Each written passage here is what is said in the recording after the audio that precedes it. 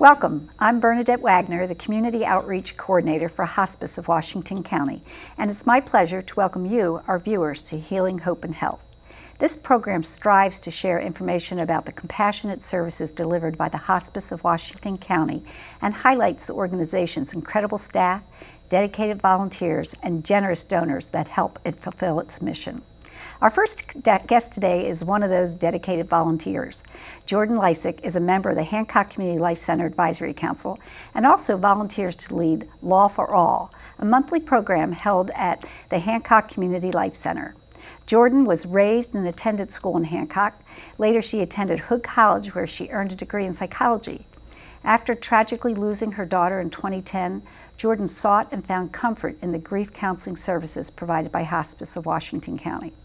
She also says she found the strength to follow through with her decision to pursue a law degree at Penn State Dickinson School of Law, where she specialized in legislative advocacy and public service. After graduating from law school, Jordan founded a nonprofit that serves children in the Quad State area and started her own law practice in her hometown of Hancock, where she lives with her 4-year-old son and her husband. Though busy, Jordan continues to serve on a number of boards at the local, county, and state level. She joins us today to talk about Law for All and to explain her motivation for getting involved in volunteering. Welcome, Jordan. Thanks for being here. Thanks for having me. I'm happy to be here. Yeah, so before we talk about Law for All, let me first thank you for all you do for our community. And knowing how busy you are, I was wondering if you could tell our viewers what motivates you to give back so much.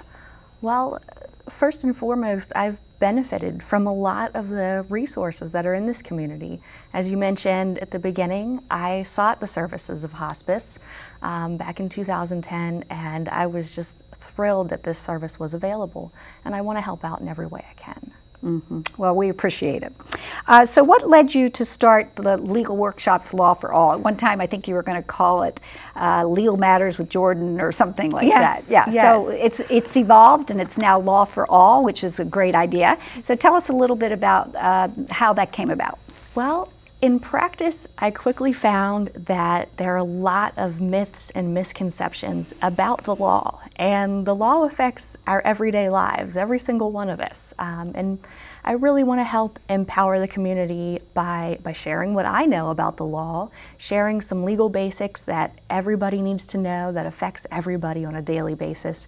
And I really think, hopefully, it will help strengthen our community and help people feel a little bit more in tune with the law. Okay, good, and help them navigate some daily concerns, right? Absolutely. So the workshops are going to be held in Hancock, but can you tell us the dates and the times? It's the third Thursday every month from 5 to 6 p.m., so there'll be enough time to eat dinner afterwards. Okay. I try to move through the topics pretty quickly so that nobody gets bored. So is each month a different topic? Yes, each month is a different topic, and it's based on questions that I'm frequently asked by the community. As a matter of fact, I took into consideration some topical requests from people whenever I was thinking of the ideas. Can you tell us give us a preview of some of the topics coming up? This month, actually next week, June 15th on Thursday from 5 to 6 p.m., we'll be covering legal docs for college kids. I know graduation just happened for a lot of people, and believe it or not, college children need some legal documents. They are considered legally adults, and so I'm helping parents put together some documents that will help them ensure their children are safe while they're away from home. And when they have those documents, will it actually, like I'm guessing medical records, it will make it safer for those kids to be if there's an issue that arrives at school? Absolutely. Right. If there's an emergency that arises at school, it will enable physicians in the hospital and doctors to contact the parents immediately, let them know what's going on, and get them to come to the school immediately. And what was the presentation you did last month? Last month we covered advanced directives, okay. And we had a few turn out, and each month not only do I cover the basics of whatever you need to know about this topic, we are always creating a document, so something physical to walk away with, that you can physically hold in your hand. Okay, that's great. So yes, more than just information. You walk away with something. That's great. And is an RSVP required? Do you recommend that people contact you to let you know they're coming? I do recommend RSVPing in advance, which can be done on my Facebook page or on my website. And the reason I ask for an RSVP is since we're creating documents, I like to make sure I have enough materials for everyone. I don't turn anyone away if you show up and you didn't RSVP. I understand life gets in the way sometimes, but I can't guarantee that I'll have enough documents. Right, right. So Jordan, just before I go to our last question, I wanted to ask you, you specialized in advocacy. What does that mean? How does that translate into your law practice?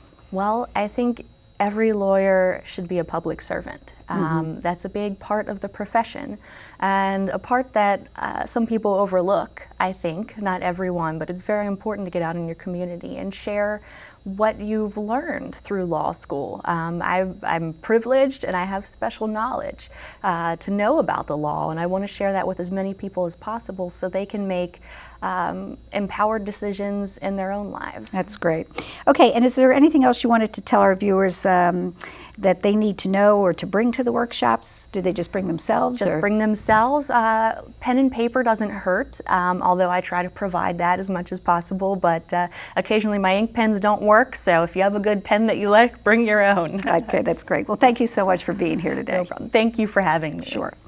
Supreme Court Justice Sonia Sotomayor said, quote, "We educated privileged lawyers have a professional and moral duty to represent the underrepresented in our society, to ensure that justice exists for all, both legal and economic justice."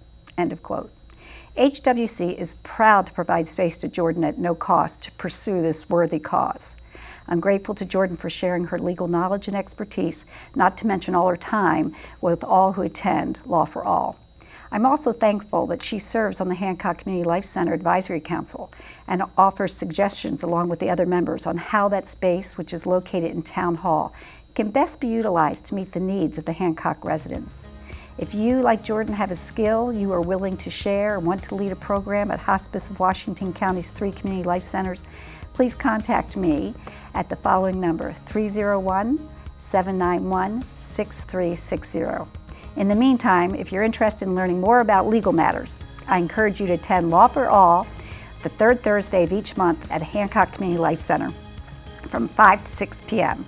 We'll be right back after this commercial break.